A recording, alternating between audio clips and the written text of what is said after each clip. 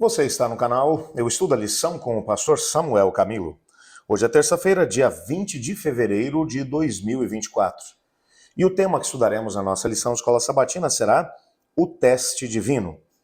Existem alguns textos que aparecem aqui no nosso guia de estudos que eu quero compartilhar com vocês. Um deles, o Salmo 81, versos 7 e 8. Clamaste na angústia e te livrarei. Clamaste na angústia e te livrarei. Do recôndito do trovão eu te respondi e te experimentei junto às águas de Meribá.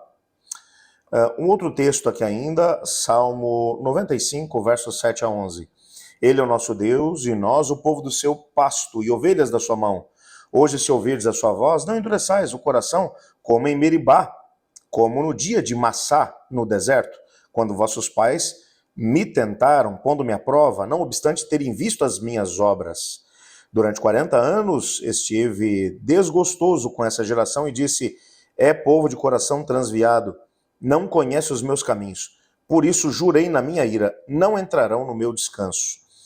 E ainda o Salmo 105, a partir do verso 17. Adiante deles enviou um homem, José, vendido como escravo, cujos pés apertaram com grilhões, e a quem puseram em ferros, até cumprir-se a profecia a respeito dele e tê-lo provado, a palavra do Senhor.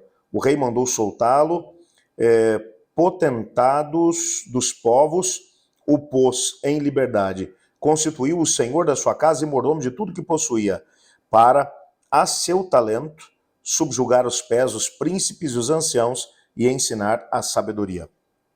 Bem, os textos de hoje falam de dois momentos na história do povo de Deus. O primeiro deles, Massá ou Meribá.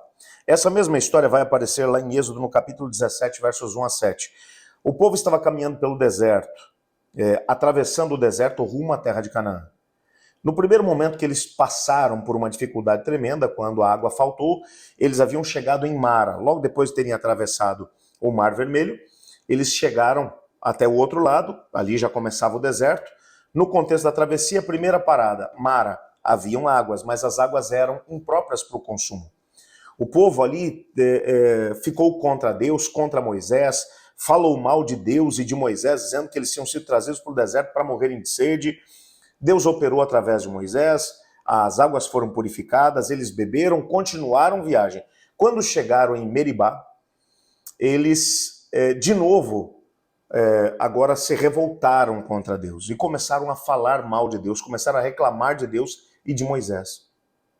Sabe, quando você pensa nesse tipo de situação, quando você pensa na história do povo, a murmuração desagrada tremendamente a Deus. O povo murmurou e disse, vocês nos trouxeram para cá para que nós morrêssemos de sede.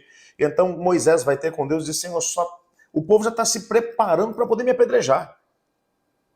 E nisso Deus vai dizer para ele, chame os anciãos do povo e vão juntos até aquela rocha. Fira a rocha e dela vai fluir água na frente de todos. Os anciãos vão junto com Moisés, Moisés fere a rocha e dela sai água para que o povo possa beber.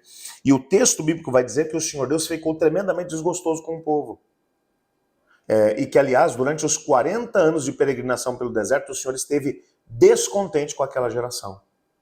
Na prática, o Senhor Deus esteve esperando que aquela geração morresse para que os filhos deles, que eles disseram que morreriam de sede e de fome no deserto, ou como escravos nas mãos dos cananeus, esses acabaram recebendo a promessa de Deus, porque aquela geração foi incrédula e murmurou contra o Senhor. Sabe, quando você pensa na nossa própria história, nós ficamos chateados quando pessoas falam mal da gente. Faz parte da nossa natureza. O que precisamos nos lembrar é que Deus, Ele nos criou a sua imagem e semelhança. Deus também tem sentimentos. Deus também fica chateado. Deus também se entristece. E o fato é que esse texto vai mencionar, o texto do Salmo 81, do Salmo 95, vai mencionar que o Senhor Deus ficou desgostoso com a murmuração e as queixas do povo enquanto eles estavam em Massá, que depois acabou recebendo também o nome de Meribá por causa das reclamações daquele povo. Entretanto, o Salmo 81 vai dizer que, vai inverter aquela situação e dizer que o Senhor Deus os estava provando. Deus queria que através daquela provação eles tivessem a oportunidade de fortificar, de estabelecer uma fé mais sólida em Deus. Mas eles não permitiram que aquela situação fortificasse a sua fé. Mas eles acabaram deixando que a sua fé naufragasse. É claro que também encontramos um outro detalhe. Apesar da fé do povo de Israel ter naufragado, ainda assim o Senhor Deus operou em favor deles. E um milagre extraordinário aconteceu quando a água fluiu da rocha. E isso, claro, por causa da graça e misericórdia da parte do Senhor Deus. Mas o fato é que o Senhor Deus ficou chateado com essa geração. Já o Salmo 105 mostra uma história completamente diferente, de um ancestral deles, José. José passou por tantas provações, tantas dificuldades, foi vendido pelos irmãos como escravo, foi para a casa do Potifar, injustamente acusado pela esposa do Potifar de tentar violentá-la, posteriormente foi parar na prisão, acabou sendo esquecido pelo copeiro, até que depois de tanto tempo, José tinha por volta de 17 anos, quando ele foi vendido como escravo. E ele tinha 32 para 33 anos, quando ele se tornou governador do Egito. E o texto vai mencionar, o texto do Salmo 105 diz que, ao contrário do povo de Israel, José foi testado e foi provado. Você vai dizer, pastor, mas por que Deus resolve provar a gente? Sabe, eu quando olho para a minha história, houve alguns momentos na minha vida que eu não gostaria de ter que voltar a vivê-los. Momentos difíceis, complicados, quando a gente passa pelo vale da sombra da morte. Momentos em que, às vezes de forma injusta, somos acusados. Momentos em que o nosso nome é jogado na lama.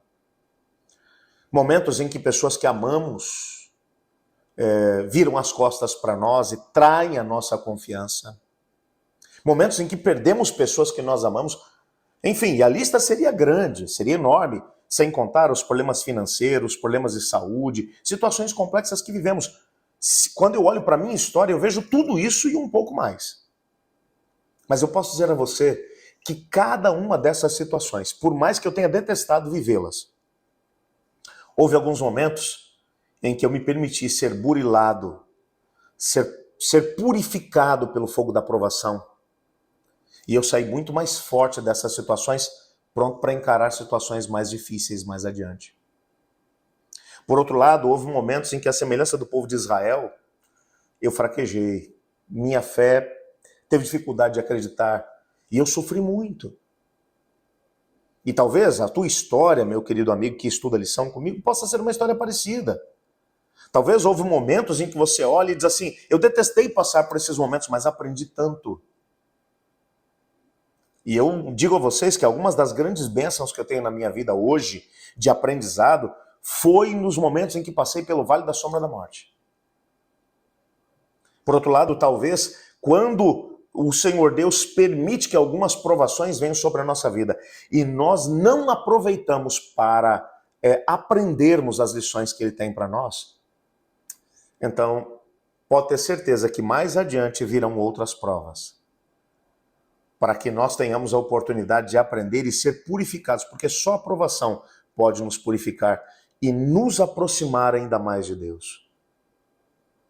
Eu espero que a tua história seja a história de alguém que está crescendo em graça diante de Deus, como José o fez. Pode ter a certeza que quanto maior a aprovação, tanto mais o Senhor Deus vai poder te usar dentro dos seus planos. Há um texto que aparece no nosso guia de estudos hoje, do livro Testemunhos para a Igreja, volume 4, na página 129, onde Ellen White fala sobre isso. Ela vai dizer o seguinte: Deus requer pronta e incondicional obediência à sua lei. Os homens, porém, estão adormecidos ou paralisados pelos enganos de Satanás, que sugere desculpas e subterfúgios. Eles vencem os escrúpulos, dizendo, como dissera a Eva no jardim, é certo que não morrereis. A desobediência não só endurece o coração e a consciência do culpado, mas tende também a corromper a fé dos outros. Aquilo que a princípio se lhes afigurava muito errado, gradualmente perde esse aspecto, por estar constantemente perante a pessoa, até que finalmente ela duvida que seja de fato pecado e cai inconscientemente no mesmo erro. Veja, Ellen White vai mencionando que cada prova que a gente enfrenta, cada momento em que você tem que tomar uma decisão, eu vou ser fiel a Deus ou eu vou abrir mão só dessa vez?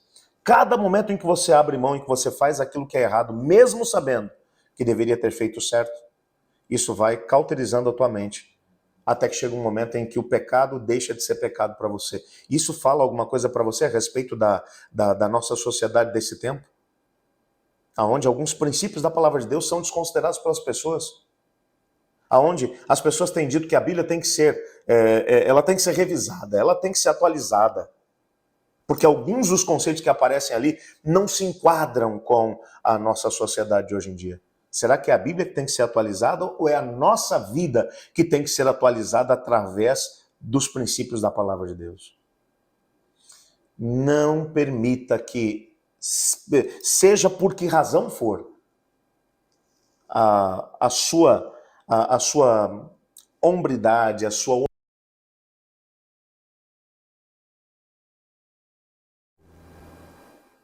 que a sua história seja parecida com a de José e não com a do povo de Israel em Massá ou Meribá. Ore comigo. Obrigado, Senhor, por tua palavra, pela certeza que temos de que o Senhor está conosco e quer que aprendamos lições preciosas para andarmos os seus caminhos. Nos ajude a viver essas mesmas lições e andar junto contigo. Nos colocamos em tuas mãos, Pai. Peço também que o Senhor possa, de uma maneira extraordinária, nos ajudar a aprender as lições que tens para nós. Pois é em nome de Jesus que oramos. Amém. Amanhã continuaremos o nosso estudo e o tema que estudaremos será o engano do caminho perverso. Eu estudo a lição e você?